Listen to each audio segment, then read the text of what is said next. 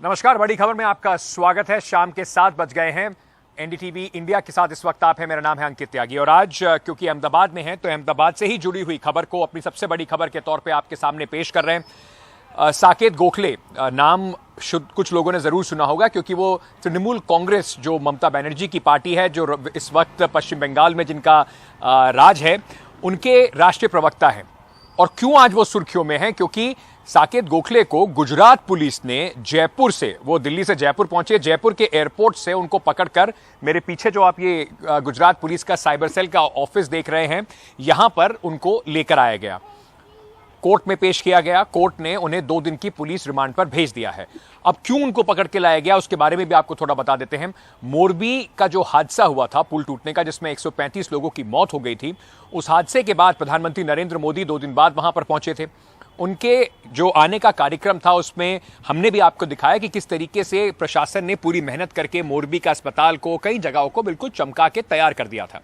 साकेत गोखले ने एक ट्वीट किया और उसमें ऐसा दावा किया कि एक आरटीआई के मुताबिक ये कहा गया कि प्रधानमंत्री नरेंद्र मोदी की पूरी जो यात्रा थी, जो विजिट थी, लोगों से मिलने की, संवेदना जताने की, उस पर 30 करोड़ रुपए गुजरात की सरकार ने खर्च कर दिए। अब ये बात निकल कर आई है और पीआईबी ने, यानी कि सरकार ने, उसको फैक्ट चेक भी किया और कहा कि ये जो आरटीआई के मुताबिक ट्वीट करा गया था, ये बिल्कुल गलत है, ये फेक न्यूज है। इसी फेक न्यूज के सिलसिले में साकेत गोखले को गुजरात की पुलिस ने पकड़ लिया है। उनके खिलाफ एफआईआर की गई थी और उसमें जो सेक्शंस लगाए गए हैं वो सारे नॉन बेलेबल सेक्शन है, यानी कि उनको जमानत मिलने में मुश्किल होगी। फॉर्जरी के सेक्शन लगाए गए हैं, भड़काने के लोगों को सेक्शन लगाए गए हैं। उसी के अतिरिक्त अब साकेत गोखले को अरेस्ट करके फिलहाल गुजरात पुलिस अपनी छानबीन कर रही है। इसी पर आपको पहले अपनी ये रिपोर्ट दिखाते हैं, फिर इस पर आगे चर्चा करेंगे। The irony of the situation is that my tweet was about Morbi. I have been arrested and the owners of Oreva company have not been arrested yet. Trinamool Congress के प्रवक्ता साकेत गोखले को अहमदाबाद पुलिस ने पकड़ लिया। गोखले मोरबी हादसे के संदर्भ में बीजेपी पर निशाना साधते रहे हैं, जिसमें पुल के गिरने से 135 लोगों की मौत हो गई। इस पुल की मरम्मत का काम एक ऐसी कंपनी ने किया जो घड़ी बनाने का काम करती है। अहमदाबाद पुलिस साइबर अपराध के अफसर कहते हैं कि 1 दिसंबर को वरिष्ठ बीजेपी नेता अमित कोठारी ने शिकायत की थी।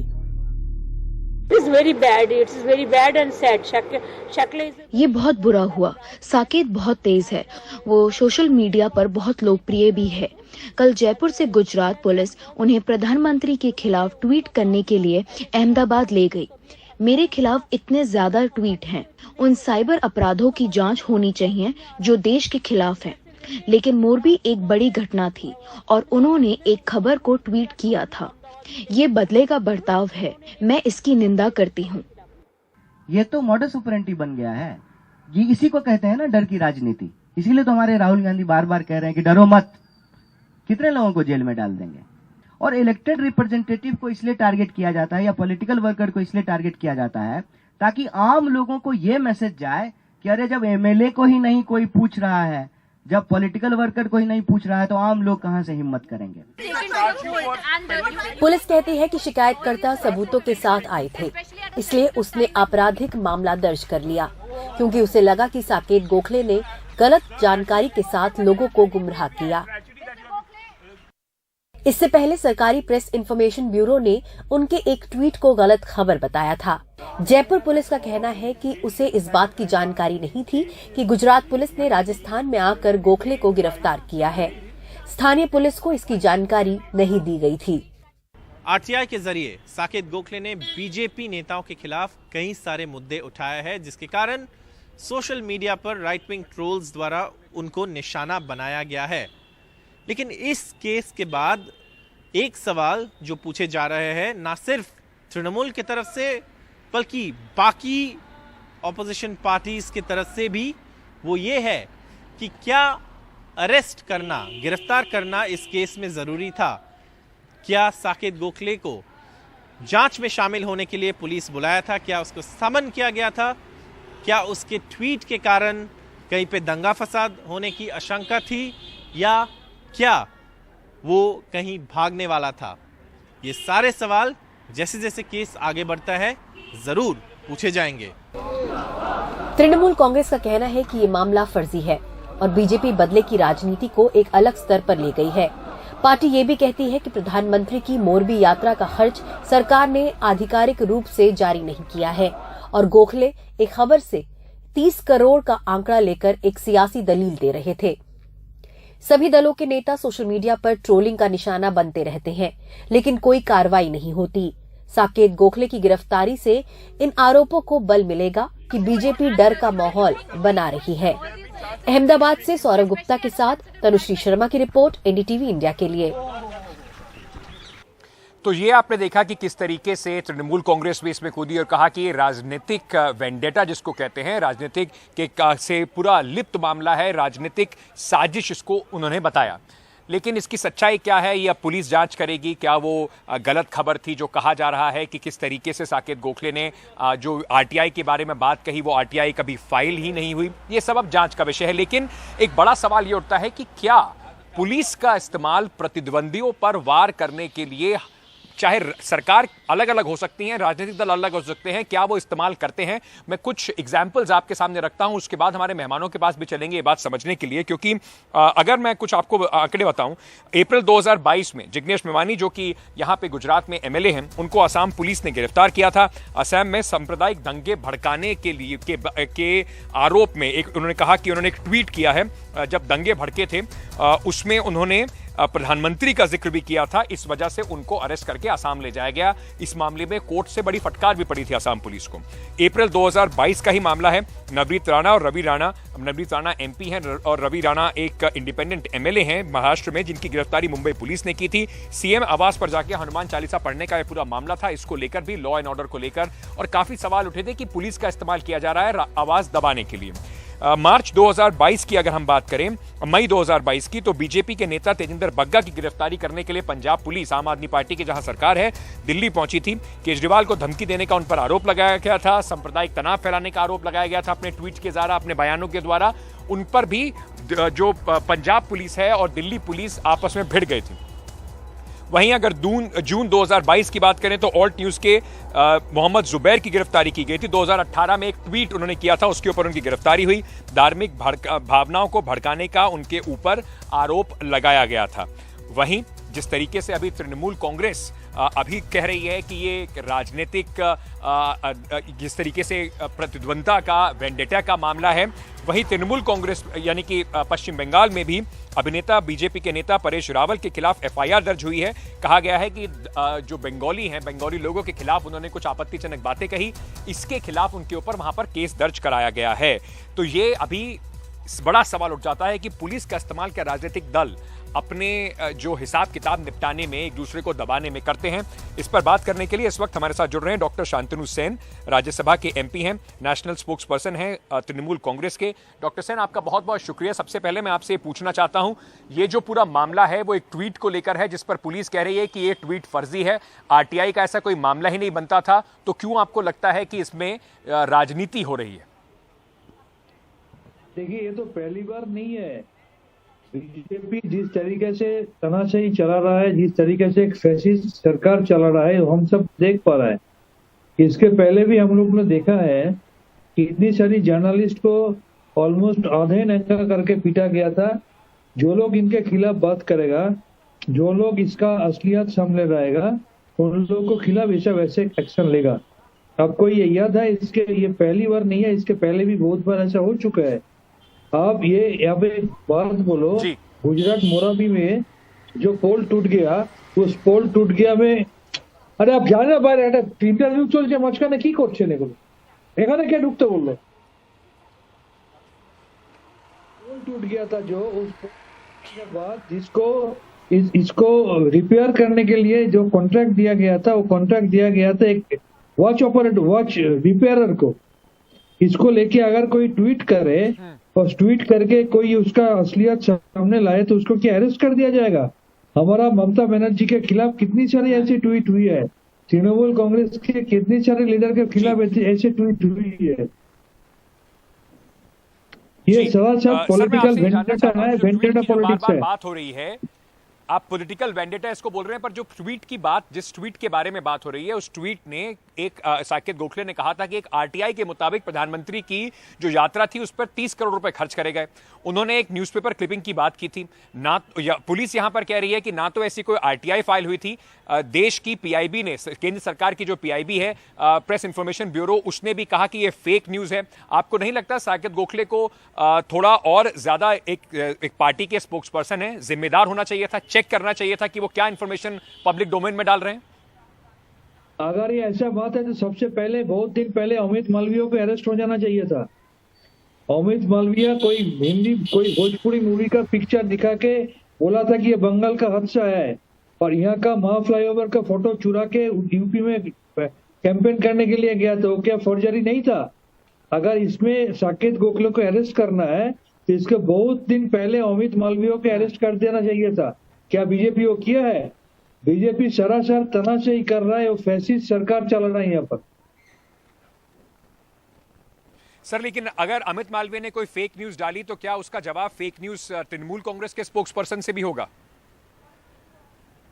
डेफिनेटली हम ऐसे नहीं बोल रहे हैं, लेकिन आप अगर बोल रहे हैं कि इसके लिए उनको अरेस्ट किया है, इसके पहले बोलिए तो अमित मालवीय का तो बहुत दिन पहले अरेस्ट कर देना चाहिए था। कोई अगर बीजेपी का कार्रवाई सामने ला लिया, इसका मतलब उसको अरेस्ट कर दिया जाएगा। इसके पहले भी बीजेपी का वेंडेटा पॉलिटिक्स हम लोगों ने देखा है। यूपी पुलिस किस तरीके से बिहेव किया है, दिल्ली पुलिस किस तरीके से तृणमूल एमपी के साथ बिहेव किया है, असम पुलिस किस तरीके से तृणमूल एमपी के साथ बिहेव किया है एयरपोर्ट में, हम लोगों ने बहुत पहले देखा है। तृणमूल का सर, अंत में छूट गया। मैं अंत में आपसे बस एक सवाल ये छोटा पूछना चाहता हूं कि अब परेश रावल के खिलाफ भी बंगाल पुलिस ने एक केस दर्ज किया है, तो क्या ये कहीं, क्योंकि साकेत गोखले को यहां अरेस्ट किया गया है तो बीजेपी के एक नेता के खिलाफ आप वहां पे कर रहे हैं, क्या ये टिट फॉर टैट पॉलिटिक्स कि उन्होंने हमारे व्यक्ति को पकड़ा तो हम उनके व्यक्ति को पकड़ लेंगे, पुलिस का इस्तेमाल दोनों तरफ होगा? परेश रावल जो किया है वो पूरा बंगाली को इंसल्ट किया है, बंगाली का जो फूड हैबिट है उसको इंसल्ट किया है।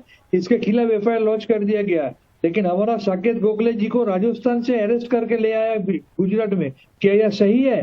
क्या यह वेंडेटा पॉलिटिक्स नहीं है?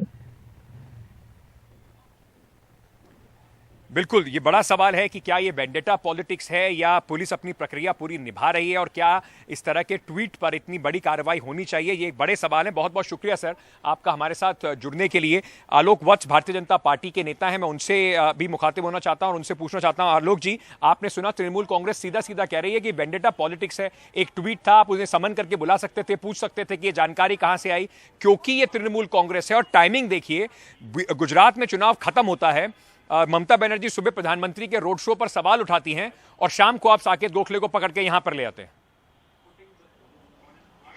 देखिए अंकित, इसमें वेंडेटा पॉलिटिक्स कहां है? उनको पूछताछ के लिए बुलाया गया है और तो कुछ हो नहीं रहा है। उन्होंने एक डेरोगेटरी रिमार्क, सर उनको अरेस्ट कर लिया गया, पूछताछ के लिए समन नहीं किया गया। देखिए, उनको बाकायदा फोन करके खबर किया गया और उनको बुलाया गया। उनको 2-3 मिनट का टाइम दिया गया अपनी मदर को इन्फॉर्म करने का कि मैं फलाने जगह जा रहा हूं और फलाने जगह पहुंच जाऊंगा। उसके बाद देश के प्रधानमंत्री के ऊपर इस तरीके का बयान देना कि 30 करोड़ रुपए खर्च हुए उनके वहां जाने पर, बगैर उस चीज का तथ्य जाने हुए, ये तो बहुत गलत बात है। आप प्रधानमंत्री, हमारे देश की गरिमा है, एक सर्वोच्च स्थान है जिस पर भारत के लोगों ने बैठाया है, आप उस पर इस तरीके का बयानबाजी कर रहे हैं, चीप पॉपुलैरिटी गेन करने के लिए कर रहे हैं। ऐसे लोगों को जरूर सजा मिलनी चाहिए। ऐसा आरोप तो भारतीय जनता पार्टी के भी बड़े नेताओं पर लग सकता है। अमित मालवीय के बारे में बात हो रही है, वो तो जाने जाते हैं, कई बार उनको इस तरह से कहा गया है कि उन्होंने फेक न्यूज ट्वीट करी है, तो उनके ऊपर तो अभी तक कोई कार्रवाई हुई नहीं है। देखिए, अगर किसी ने कंप्लेन किया तो उनके ऊपर भी कार्रवाई होगी। यहां पर अमित कोठारी ने कंप्लेन किया है रिगार्डिंग दिस जेंटलमैन जो अरेस्ट हुए हैं। जी हाँ, आलोक जी, तेजिंदर बग्गा के खिलाफ भी पंजाब में कंप्लेंट हुआ था। पंजाब पुलिस उनको अरविंद केजरीवाल के बारे में उन्होंने जो बातें कही, धमकी दी, जो बातें उन्होंने कही, उन्होंने कहा कि दंगा भड़काने की कोशिश है, उसमें अरेस्ट करने आई थी। तब तो दिल्ली पुलिस और हरियाणा पुलिस ने मिलकर उनको वहां पर अरेस्ट होने नहीं दिया। बीजेपी ने एक बड़ा उठ के कहा कि हमारे नेता के खिलाफ ये अरविंद केजरीवाल की साजिश है। तो अगर ऑपोजिशन करे तो साजिश है, आप लोग करें तो कानूनी कार्रवाई। इसमें हम लोग कहां से इन्वॉल्व है? इसमें एक एजेंसी इन्वॉल्व है, वहां एक कंप्लेन गया है, पुलिस उसकी तहकीकात कर रही है। आप प्रधानमंत्री के ऊपर इस तरीके की अनर्गल बातें कर रहे हैं जिसका कोई तथ्य नहीं है, जिसका कोई रूट पंजाब नहीं पुलिस है। भी तो एक एजेंसी थी ना सर, उसमें फिर बीजेपी क्यों आई थी कूद के? बीजेपी कहां से आई थी? बीजेपी के लोगों ने उस पर विरोध प्रकट किया था, लेकिन कोई पंजाब पुलिस से भिड़ने तो नहीं चले आए थे, कोई पंजाब पुलिस को रोक तो नहीं दिया था उन्होंने।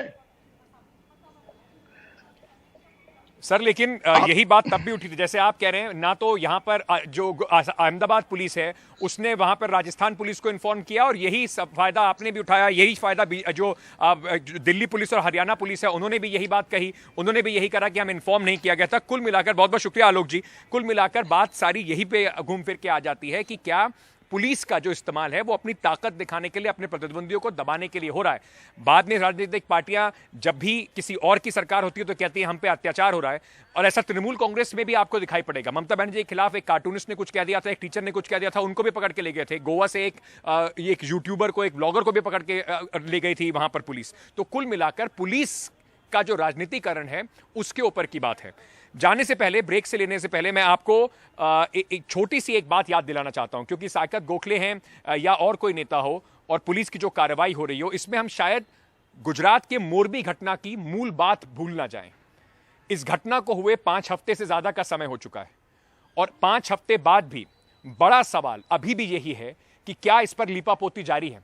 क्या गुजरात की सरकार ने और पुलिस ने उसके ऊपर ठीक से कार्रवाई की है? क्यों ऐसा है कि जयसुख पटेल जो ओरेवा कंपनी का मालिक है, उसके ऊपर ना तो गुजरात की पुलिस, ना ही उसकी यहां की सरकार, और ना ही जो मोरबी म्युनिसिपैलिटी है उस पर एक शब्द कहने को तैयार नहीं है। वो अभी भी गिरफ्त से बाहर है, उसका नाम ना तो एफआईआर में जोड़ा गया है, ना उसको अरेस्ट किया गया है। क्यों ऐसा है कि मोरबी म्युनिसिपैलिटी के अधिकारी जिनके ऊपर कोर्ट ने, गुजरात हाईकोर्ट ने सख्त टिप्पणी की है, उनको अभी तक उनके ऊपर कोई कार्रवाई नहीं की गई है? कार्रवाई हुई है कुछ गरीब लोगों के खिलाफ जो दिहाड़ी मजदूर थे, जो वहां पर टिकट कलेक्टर और साथ ही साथ गार्ड का काम कर रहे थे। तो इन सब के बीच में जो मूल मुद्दा है मोरबी का इंसाफ, उसे शायद याद रखना होगा। तो चलिए आपको थोड़ी एक दूसरी तरह की राजनीतिक खबर भी दिखा देते हैं। राहुल गांधी की भारत जोड़ो यात्रा राजस्थान पहुंच चुकी है। झालावाड़ में आज सुबह सुबह राहुल गांधी जब गुजर रहे थे तो भारतीय जनता पार्टी का एक ऑफिस पड़ गया, और उसके बाद जो राहुल गांधी ने किया वो आज चर्चा का विषय बना हुआ है। बीजेपी के जो वहां पे कार्यकर्ता थे, पोस्टर्स लगे हुए थे नेताओं के, उनकी तरफ राहुल गांधी पलटे और जबरदस्त पूरी एक झड़ी लगा दी फ्लाइंग किसेस की राहुल गांधी ने। अपने साथ जो उनके नेता चल रहे थे, सचिन पायलट और बाकी सब, उनको भी कहा कि उनकी तरफ बिल्कुल ऐसा ही प्यार भेजिए। अब ये राजनीति है, इसमें प्यार इकरार चलता रहता है, लेकिन इस तरीके की जो आज राहुल गांधी का एक्शन रहा वो आज चर्चा का विषय जरूर बना हुआ है।